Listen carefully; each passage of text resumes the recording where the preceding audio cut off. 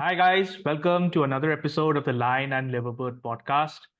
Today, it's a very special episode because we're going to talk about the rivalry between Liverpool and Chelsea, the most recent meeting in the Premier League, which ended 4-1 in our favor after an absolute battering of Chelsea. Like, you basically caught him, put up against the wall, and just beat him up for money, like you do when they owe you some money. So that's what it was.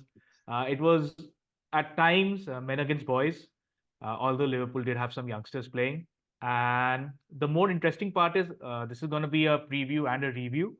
So we'll review what happened in that match, but also we'll be looking forward to the Carabao Cup final between the two clubs. Now, again, we did play Chelsea, I think, 2 seasons back in the final, and we won that on penalties, I think.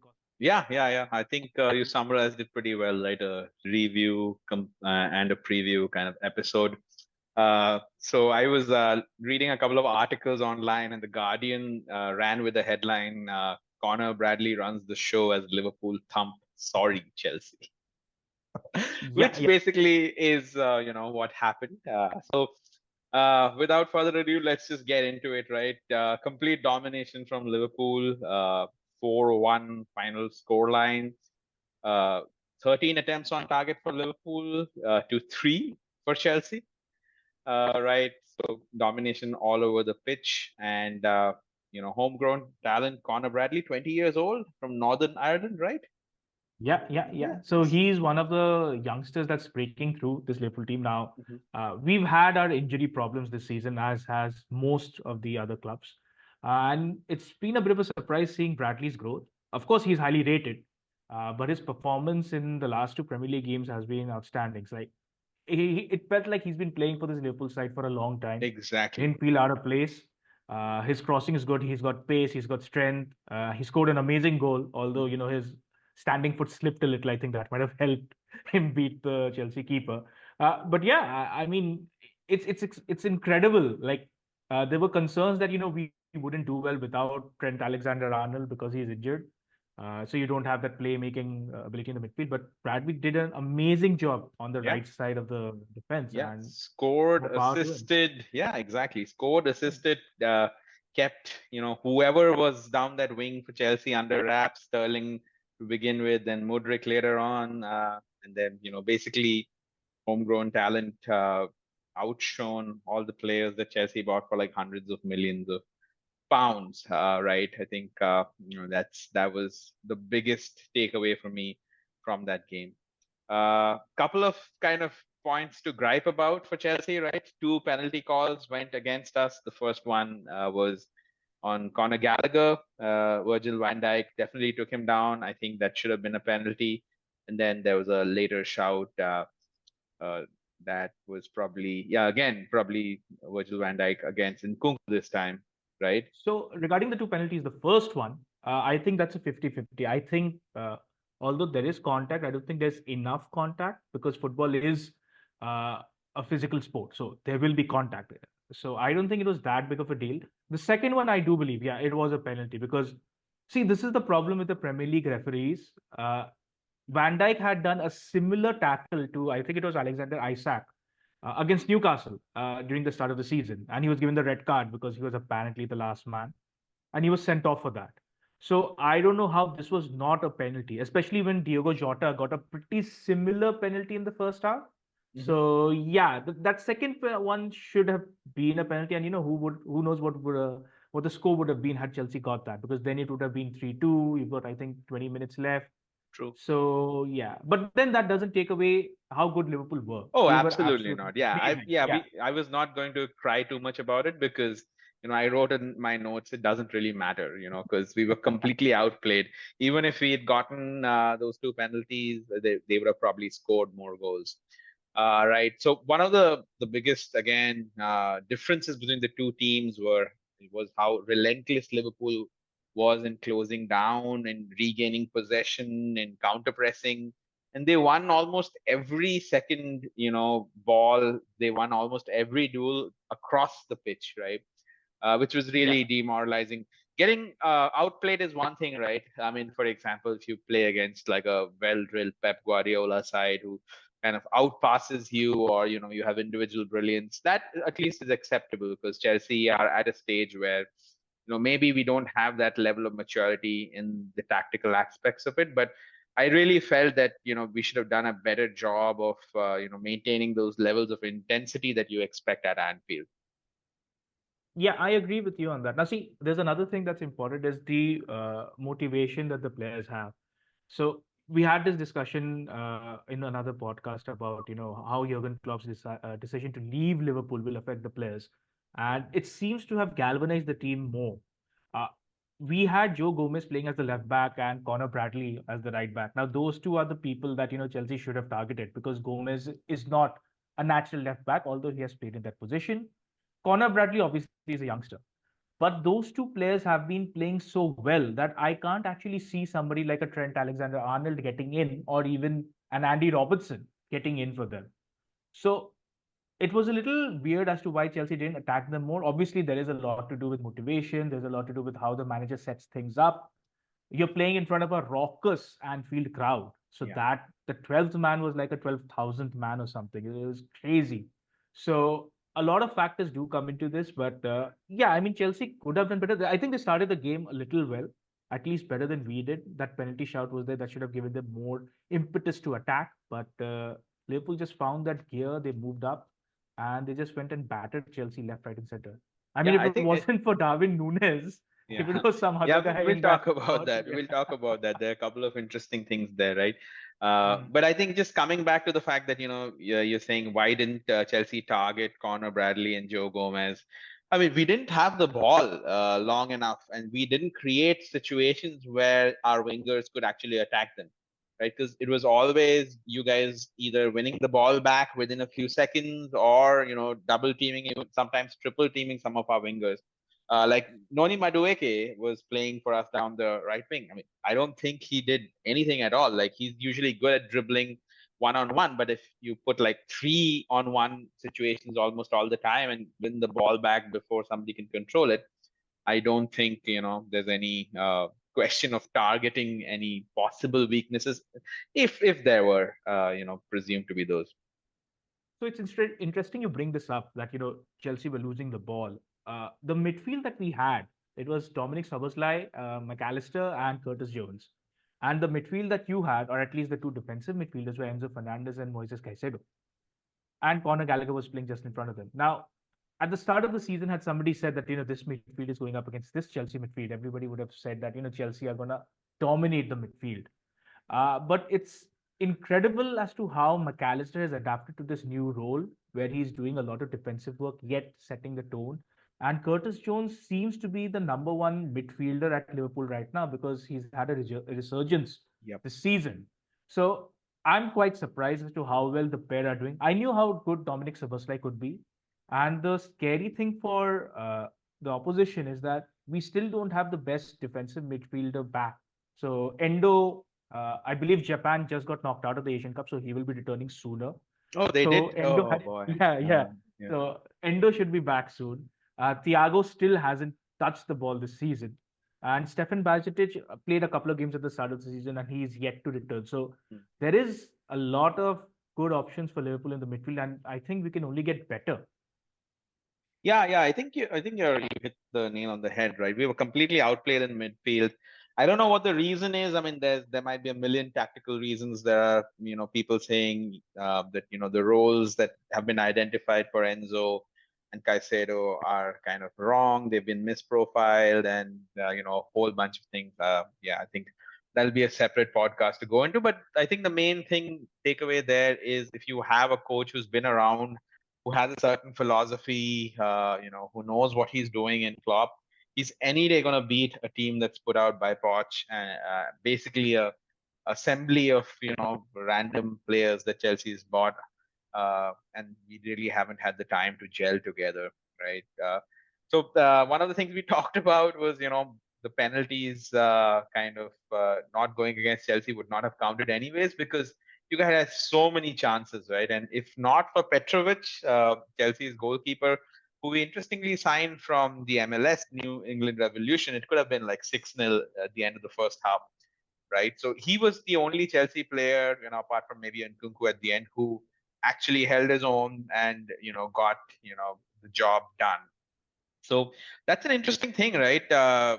When Chelsea bought Petrovic from the MLS, I obviously did the normal kind of researching on the internet, watching videos, and I saw that he was a really good shot stopper. So it looks like there's something in the MLS that keeps producing, good goalkeepers. Chelsea also have Gabriel Slolina, another youngster in our on our books, who's from who they bought from the MLS, who's supposed to be a really, really good goalkeeper.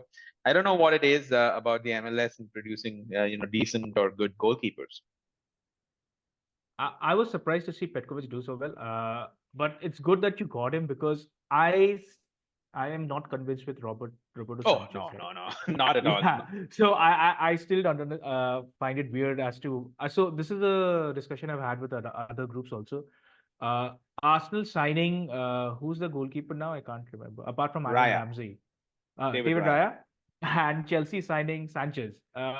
Just made no sense. I understand teams now want to play out from the back, but the primary role of a goalkeeper is Just to to be be a able to shot stop, stopper. yeah, the Yeah, shots. you deal with that first, and then you think about the passing around. So Oh man, I don't know. So yeah, maybe, yeah, but yeah, maybe Chelsea have found a gem yeah. in the young goalkeeper Petrovic. Yeah, Uh, yeah. I think, yeah, he so definitely it's is good. not so good on the ball, right? But I mean, like you said, the more important thing, especially right now, Yeah. is to be able to stop the barrage of shots that are, directed towards you.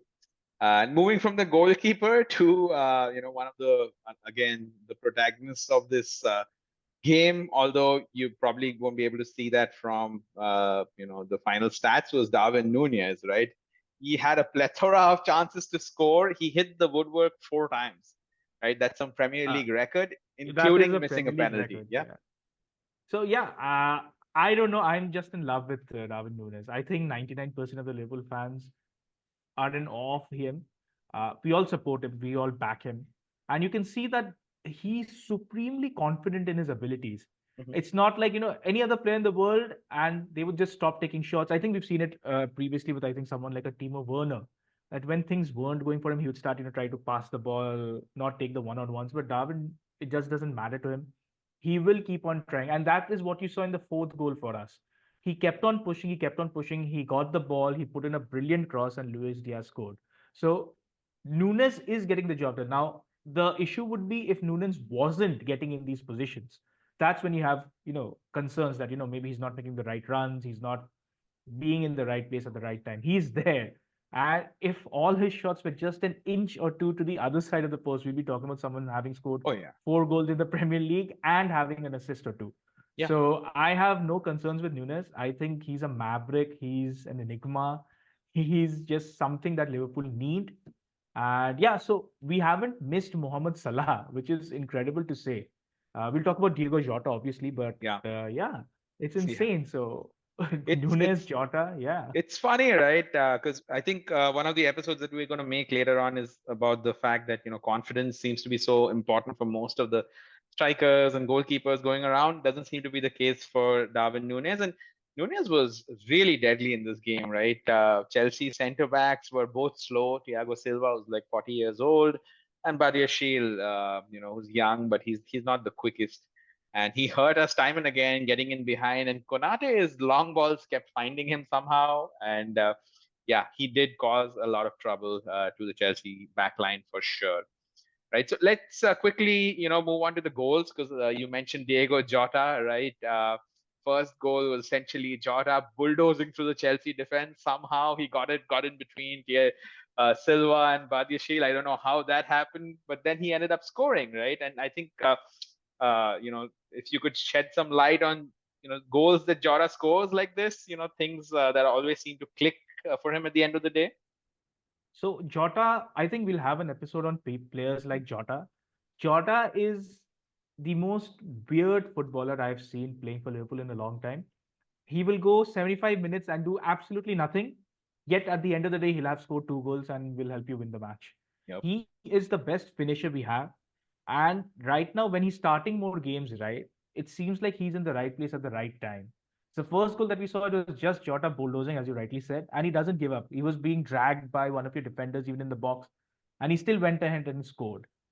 He keeps popping up in the right places. I don't know what's with him. There was an article that came out recently where they're calling him the ghost of Liverpool. Hmm. because he seems to drift in and out of places and people just can't know where he is. Like the defense just doesn't know how to track him.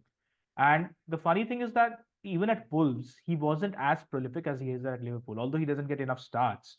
At Wolves, he used to play as a left winger, I believe. Over here, he has the role of sometimes a central striker, sometimes he's playing down the right, sometimes down the left. The movement is just incredible, not just with Jota, but obviously with Nunez and Luis Diaz at times. But I think Jota's been the most important attacker we have this season. Maybe possibly even above Salah, because you know what you'll do with Salah. Two people will go to him and flank him and try to get the ball off him. But Jota, right, he needs to stay fit because he's the most clinical striker we have. Hmm. And if you give the ball to him in front of goal, he will find the net more often than not. So Jota is really important for us this season. Yeah, I think you guys have a perfect mix of skill sets in your front line, right? Just like you had when it was Mane, Firmino, and Salah. Here as well, you have like Darwin Nunez, Jota, and if We've Salah got comes Cody back, Salah, Gakpo, we've yeah, got Salah, yeah, and Diaz we've got too. Diaz. Yeah. Yeah, all of them are dangerous in their own ways and unique in their own ways, and they can all score and all hurt the opposition, which bodes well for Liverpool's title challenge. Uh, Moving on to the second goal, which is like a big moment for the youngster Conor Bradley, right? Like you said, nobody really expected him to blossom so much. He essentially finished with a smart, low, powerful shot uh, towards the edge of the goalpost. And, at that point of time, I was like, okay, this game is gone. Liverpool are just playing at a totally different level. Interesting thing that I was reading about was now that Conor Bradley is playing so well, when Trent comes back, I think he's already fit. He featured for a little bit.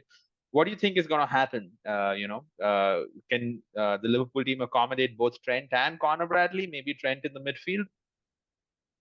That's a very interesting point that you put up because there are quite a few fans who are clamoring for Trent to move to midfield because for some reason he gets picked out the most whenever there's a defensive lapse from his end. Although there have been other defenders, right backs, who've struggled just as much this season, if not more. And normally Trent does play in a midfield kind of position for us, like as I said, like a quarterback role. Hmm. So he moves into midfield. I think Konate goes to the right to cover his area and stuff like that. We could see that happening because right now, because momentum is on our side, there's confidence, there is belief, even in Bradley. Although, unfortunately, we got the news that his father passed away. Oh man. So I don't know, yeah, how long he'll be out because obviously family comes first. So Trent might get to start more often than not. But once Conor Bradley is back, that just gives us more options to play around. Uh, Maybe you could Exactly. just see Trent. Yeah, you could see Trent in the midfield, Conor Bradley on the right. You could see Trent playing that normal route that we have, because Bradley cannot play the midfield role. Hmm. He was just bombing down the right all the time. So it just gives us more options to mix and play around. Also, we will need to rotate the side quite a lot because we're still in four cup competitions, four Yeah. competitions, not four cup competitions. The Europa League could be the place where Bradley gets most of the shots, whereas Trent plays the Premier League, and oh yeah, the FA Cup also Bradley goes to start. So it's a good issue or a problem to have for Jurgen Klopp. Yeah, yeah, yeah. Good news again, right? For Arsenal. Moving on to another good news is third goal, essentially Bradley's cross, setting up Dominic Soboslai. Soboslai again, he's been really good this season. You guys bought him from RB Leipzig, right? Or Yeah. uh, He was from yeah, Leipzig. yeah, Yeah, yeah, yeah. yeah, yeah, yeah. Complete footballer, can pass, can shoot, can clearly, run into the box late and score headers. So, what do you have to say about Soboslai as a signing? So I was skeptical of Soboslai coming in because at that time we were thinking that we needed a DM more than a Agreed. player who does a lot of work on the pitch. So this guy is a maniac. He will cover uh, every blade on the every blade of grass on the pitch throughout the 90 minutes. Uh, a lot of people see him as the new Steven Gerrard. We tried to do that with Navi Keita. We all know how that went. So we're just keeping things under wraps. He just came back from an injury also. But it's good to have him. I think he hasn't been that good this season as people are making him out to be. I think there is more that he can do. But obviously, this is just the first season in English football. So I think we'll see the best of him next year. Mhm. But yeah, For let's see sure. how he does for the. Yeah, yeah. So there is For still a sure. lot. Yeah, yeah. we can see from Soboslai. First season, it's only going to get better from here, right?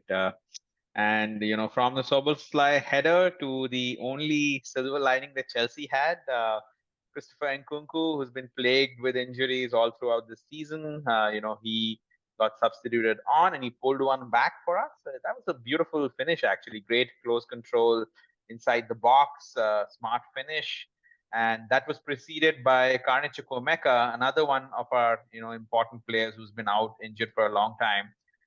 He essentially drove with the ball, through Liverpool's midfield and passed it to Nkunku. So we're going to talk about this later, but Nkunku and Chukwuemeka's fitness and form are going to be critical, going into the Carabao Cup final. So hopefully they can both stay fit and gather some form and momentum, right? So that was Chelsea's only goal, and then finally, I think Diaz rounded it out, with a goal, the fourth goal for Liverpool. And to be honest with you, I don't think I watched the goal because I was so depressed. I started doing some household chores. Anything to say about the fourth goal? I know you were talking about how bad, Badia Shield was. Yeah, so Diaz basically ghosted around Badiashile to get the finish when the defender should have cleared it a long time back. And interesting thing was that every Liverpool player on the pitch touched the ball before this goal was scored, including Alisson. And it was all down to Darwin Nunez, as I'd alluded to previously. He kept running, he pushed the defender off, he got the ball, he crossed it in perfectly for Diaz to score. And it was important for Diaz to continue his form because he's been good for us in the last month or so. So it was good that he got a goal. It's good that Nunez got an assist. And it just put to bed any chance of Chelsea maybe making a comeback. So you got that fourth goal, it's closed, it's over, it's done. Got it. So all around great performance by the forward line for us. Yeah, I think I'll come to the Badiashile point as well later on. But I think at the end of the game, he was playing left back, which he clearly Hmm. isn't, right? And then, I can't really expect somebody who has never played left back to have the kind of awareness to track a smart run, behind, right? So just to summarize, this review part of the episode, right? We essentially saw two teams and managers at completely different levels and two teams at completely different stages of development, right? Kind of poetic. Klopp is about to leave at the end of the season, so he's built something that's very unique. He's built winning ethos. He's built a team with a lot of bite and grit, right? Especially at home, they're not going to let you hang on to the ball and take like your sweet time to make decisions. They're going to win it back from you. And Chelsea lacks that, right? There's essentially no bite, no grit. Everybody looks lost, especially in some of these big games. And then Poch hasn't had enough time with most of these players to develop any sort of ethos, right? So that's the first couple of things. The thing I wanted to talk about was it's not easy to play with young players low on Hmm. confidence at Anfield, right? Because like you said, the supporters are essentially your 12th man at Anfield. So if you already are short on confidence, Anfield is not a forgiving place. Yeah, 100%. And as I said, with Klopp's announcement of him leaving, every single game at Anfield will be a cauldron. It'll be very difficult for the opposition. And you're right. I mean, if you look at Chelsea's team, the starting 11, right? Uh, Raheem Sterling, Caicedo, Chilwell, and Silva. I think these are the three, four names that you could say maybe could have done something, or were the senior players that will tell the other players, be ready, be prepared. It's going to be difficult and all. But I mean, they all looked a little down already, especially after that first goal. They were like, it's just gonna not be one of our days. So I mean, again, a bit of this comes down also to the manager because you do have a good manager in Mauricio Pochettino, and I still fail to understand what's going on as to why he can't get them to click. I understand there is a lot of potential in this team, but you should have enough quality to at least put out a good performance because Chelsea came into this game with, I think, three Premier League wins on the bounce. And there was actually a bit of concern in Liverpool fans that, it won't be an easy game. None of the games are easy in the Premier League, as they say. But, you just want a little bit more bite in the team. And I think that all is due to confidence and motivation. Yeah. And yeah, it's just maybe the players have just given up and like they're just writing Hmm. the season off, just understand what's going on, and they'll come back fresh next season. Hopefully. I think time is important, right? Like Poch needs to get time. He needs to be able to instill, some sort of philosophy in the squad, right?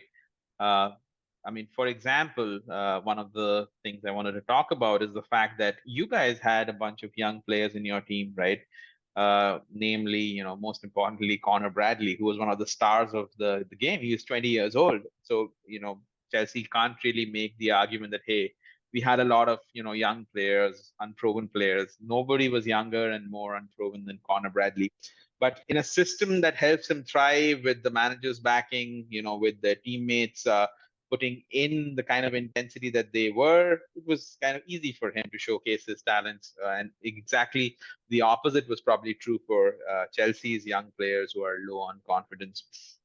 Uh, right. And the final thing was, one of the things that really has plagued us quite a bit this season is the fact that we've had so many crucial players injured, right? And the difference between that, Chelsea and any other team, because I think almost all teams have been ravaged by injuries, is the fact that our coach is new and all our players are basically new. They haven't really played together much. And the fact that, some crucial players have been out injured has hindered, any sort of gelling in between the players, any sort of structure between the players. So, you know, so that's why I was so happy that Nkunku came in and scored a goal.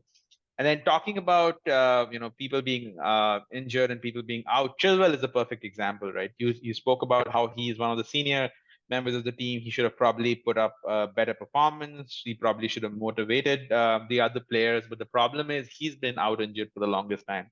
He's gotten, I think, a total of 70 minutes in the last 2 or 3 games before this. So essentially, he has no form. He has, very little match readiness, match sharpness, and he gave the ball away. I think for the first goal, got wrestled to the ground for the second goal, and I think got substituted essentially at halftime. Right, perfect example of how injuries have ravaged Chelsea this season. The other thing that I don't understand is, when you have so many injuries in the squad, why did Chelsea let go of Jan Matson, who's doing pretty well away at loan in Dortmund? He never got a chance to play at left back. Whenever Poch gave him opportunities, it was, elsewhere in the field. There definitely is some mismanagement going on as well, right? So I think that's all I wanted to talk about in summary of this game. Was there anything you wanted to talk about? No, I think you've covered almost every point there is. Uh, yeah, I think it was one of the best games that we played this season. We're coming into form at the right time. And yeah, I mean, all things look good for us. So I can't wait for the final. We'll discuss that, I Yeah, guess, yeah, yeah. next. Moving Yeah. on, yeah. Moving on to the preview part of this episode, right? Carabao Cup final in Wembley on February 25th. So about 21, 22 days away from now. So does Chelsea have any chance? Question mark is what I've written down. So if you go by form of the last game, you'd say no, Yeah, because I don't see uh, a much of a difference in how the two teams will play. However, it's a final, and I don't know what happens, but you would have also noticed maybe that we don't have the best of records in finals. The European Cup finals under Jurgen Klopp, I think we've lost three finals and won one. We've lost I think it's a yeah League Cup final we've lost. We've lost a couple of other finals, I believe. And every final that I have seen us play, uh, we haven't played good football. It's not the free flowing football that you see from time to time. I think it's just one of the things that comes up from a cup final. Even the Champions League final that we won, it was like a lot of people have said it was one of the worst games of football that they've ever seen. So I think it was the nil-nil draw we had at the Carabao Cup 2 years back. yeah, We had one or two chances. You guys had a lot of chances. I remember there was a lot of yes. controversy with those offside calls on Lukaku. Uh, so, I mean, you can never say anything for a final that is, it's confirmed. But I'd still say that Liverpool are favorites for this. But I mean, who knows what happens? Maybe Mudryk will become the 150 million signing or No, something like that. I definitely don't not. know. Well, yeah, I agree with you. Chelsea, are, underdogs, complete underdogs for this. Liverpool will also have Mohamed Salah back, hopefully, and then Endo back as well. So that makes you guys even stronger. The But will only they thing, play? yeah, I mean, yeah, I don't know. Will I Endo mean, play? you don't But need them, right? Yeah. I don't need, yeah. So it depends. So Mohamed Salah is coming back from a hamstring injury or a lower back injury, depending on which camp you believe. So if it's a hamstring injury, you got to give him more time off. Yeah, And agree. if McAllister is playing at this in this form, I don't think Endo gets into the team. Yeah, agreed. I think Salah is the person who can really take you guys to the next level. I mean, I don't know what's the next level of 4-1 is 8-1. I don't know. Anyways, again, some things to look forward to for Chelsea fans, right? Chelsea showed some sparks at the end of the game, and Kunku scoring, like I've kept saying, has been very important. Malo Gusto came on. He was good. He's very, very important attacking right back who's also good defensively, by the way. Nicholas Jackson is going to be back from the African Cup of Nations, and he was actually one of the players who caused some trouble to Liverpool last time we met at Stamford Bridge. So I think he's going to be an important addition. And then finally, hopefully we'll have Levi Colwill back as well, because we were so weak at the heart of the defense. Pochettino, after the game, in his interview, said that for the finals, Chelsea needs to adopt a different approach, a different way. What I take away from that is essentially they probably, either line up differently or play more defensively, try to hit on the counter attack. And like you said, finals are a different ball game. It's at Wembley, so essentially a neutral venue. So that might help Chelsea as well, right? Uh, and from that, essentially arises the question: do Liverpool have any vulnerabilities that Chelsea could possibly exploit? So I think you've hit the nail on the head regarding the formation. The only issue I see with Liverpool is when they play teams who are set up for a counter attack or defending deeply, the low block per se. That has been an Achilles heel for Jurgen Klopp ever since he's been here. Although, yeah, we do have a lot of options now with these inverted triangles and Trent moving into midfield. But I think that is the way Chelsea will set up. They'll have a back five to ensure there isn't a lot of space behind them and covering the wings, obviously. And that's where we do struggle. And if you remember in that game a couple of years back, it was these crazy long balls that you guys were doing, hitting us on the counter that got the likes of Mason Mount and Yeah, Lukaku to run behind the defense. So if Nicholas Jackson does come back and he's fit and he's ready to go, it could be a problem. So Chelsea, I mean, obviously that depends on how you guys set up, but Chelsea do have a chance, and we do have this issue of dealing with pace behind us because Trent's not the fastest. The same thing with Robbo; he isn't the fastest if he does play. So there is a chance, and it always obviously comes down to who scores that first goal in a final. That will set the tone for what's going to happen. yeah, absolutely. I think I'd noted down that when Chelsea drew Liverpool at the beginning of the season at Stamford Bridge, we were playing five at the back, three centre backs: Thiago Silva, Axel Disasi, Cowell, and two wing backs. But for that to work again, two of our wing backs have to stay fit, and all of our wing backs have basically been made of glass, right? So hopefully Chilwell can stay fit. Hopefully Malo Gusto can stay fit, and if we play five at the back with maybe some pace up front from Nicholas Jackson and some decent finishing from Nkunku again, if they can stay fit, we Yeah. might stand a sliver of a chance, right? So I think that's about it for this section. So just to summarize the preview part of it, right? So as things stand, Liverpool should be walking away with the trophy pretty easily, right? And for Chelsea, a lot is going to depend on whether some of these critical players can stay fit Hmm. and regain form, right? I think Nkunku is very important, and I think another person who's very important is Chukwuemeka because he's one of the few players in midfield that we have who can drive with the ball, right? And especially if you're going to be sitting back for most of the game, I think that's an important attribute to have. Um, And of course, Chelsea have to defend better. They have to be up for the game. They have to win some duels. They have to win Yeah. some, second balls. Hopefully, Pochettino is going to be able to kind of motivate them there, right? I think so. That was kind of the summary of the preview. Anything else you have to look forward to apart from maybe another 4-1 thrashing in a couple of weeks' time?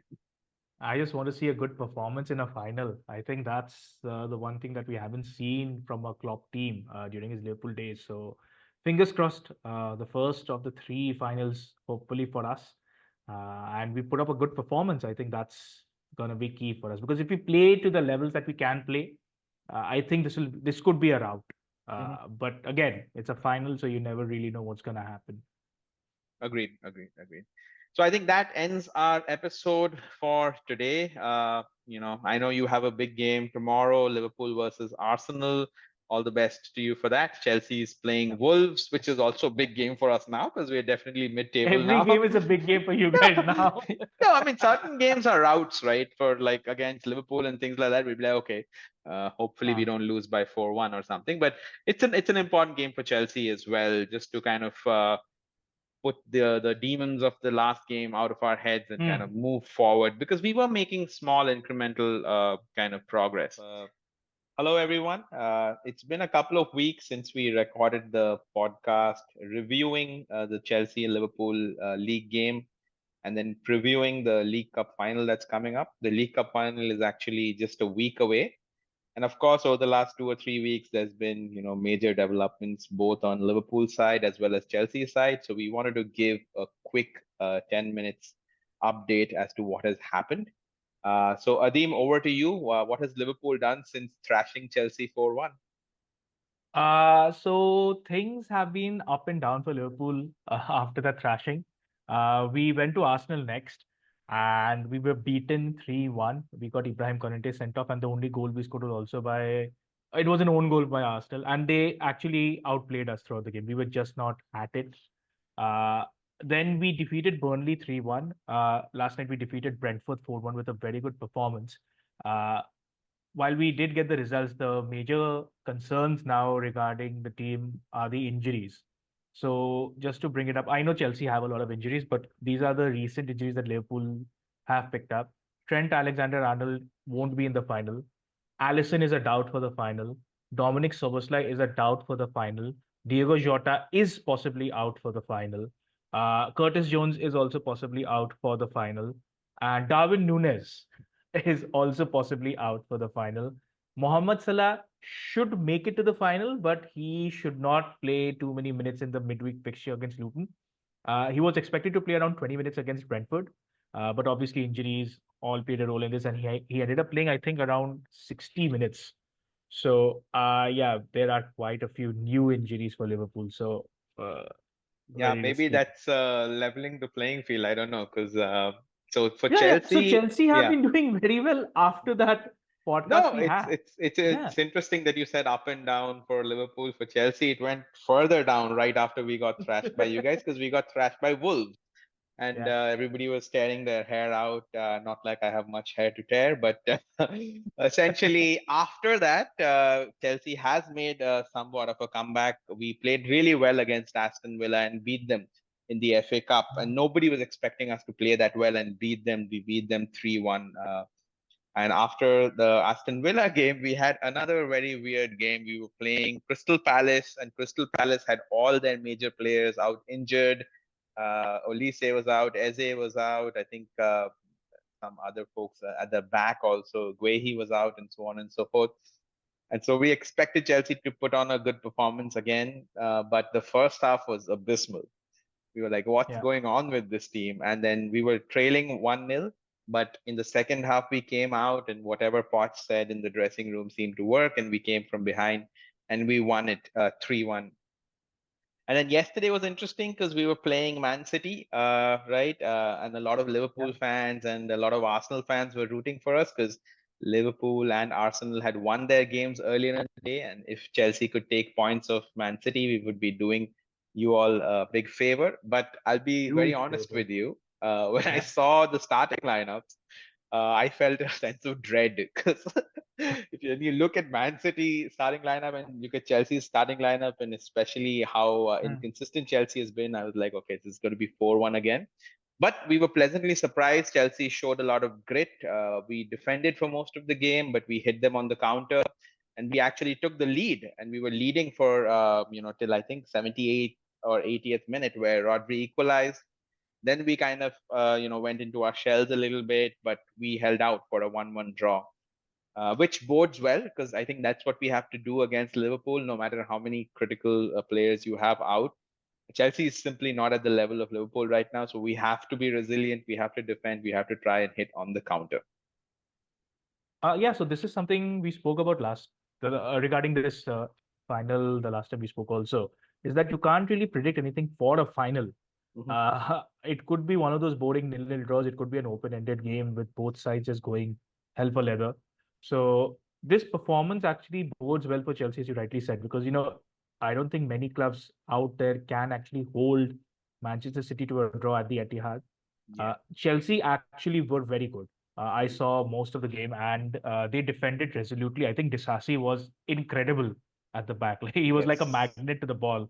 Mhm. We've been critical of a lot of the defenders at Chelsea at times, but he was excellent. I think Gusto was also very good. I know you've praised Gusto previously, and Yeah. I actually got to see him do well.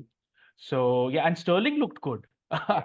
surprisingly. So I have a Chelsea friend of mine, another Chelsea friend. He's constantly criticizing Sterling, but he actually looked good. And to be honest, you guys should have been 2 or 3 goals up. I know Yeah. Jackson missed, like Yes. fluffed the chance very well, and I think Gusto also missed a great opportunity to cross the ball in. So it could have been 3 points for you. Yeah. So yeah, I mean, if Some. you guys use that game plan against us, I think it will work well because we are terrible against teams that set up defensively very well, like a low block. Yeah. And if you Yeah. hit us on the counter, then obviously there will be problems because we put so many people forward, Mhm. uh, especially with Conor Bradley now obviously going to start the final, and also Andy Robertson are going to be bombarding. So it could be very interesting. Yeah, a couple of interesting points there, right? I think in the previous podcast, which will be part of this podcast, it's kind of funny. We were talking about how Chelsea should probably go, with five at the back, three center backs, and two wing backs, Yeah. but we didn't do that. Even against Man City, although we were defending really well, we still had four at the back, and I think part of the reason is because Thiago Silva is out injured. And that's actually helped Chelsea in many ways because Thiago Silva's age seems to be catching up with him, and especially the slightly higher lines that Chelsea wants to play, it's not possible with him. So we'll see whether Thiago Silva comes back into the lineup, whether we go, five at the back or we persist with four at the back. It's going to be interesting to see. And about fluffing the lines, I think Chelsea will fluff the lines again. So Chelsea's best finisher right now is kind of Christopher Nkunku, but he can't Yeah. get into the team because he's not very good at defending from the front, so to speak. He's not very good at closing people down, putting in tackles, which Nicholas Jackson is pretty good at. He runs all day. Sterling is good at when he wants to do it, and Palmer is also pretty good at. So we'll see. It's going to be an interesting game. It's not going to be a one-sided affair, hopefully. Like what it seemed a couple of weeks ago. So yeah, Yeah. all the best Yeah. to you, and hopefully we have Same, a good game. absolutely. Yeah. Hopefully we both can share the trophy or something. Sorry, that's not It's gonna not gonna happen. It's not gonna happen. Okay, Yeah, yeah. So so yeah, thank you everybody, and bye bye again. yeah, bye bye.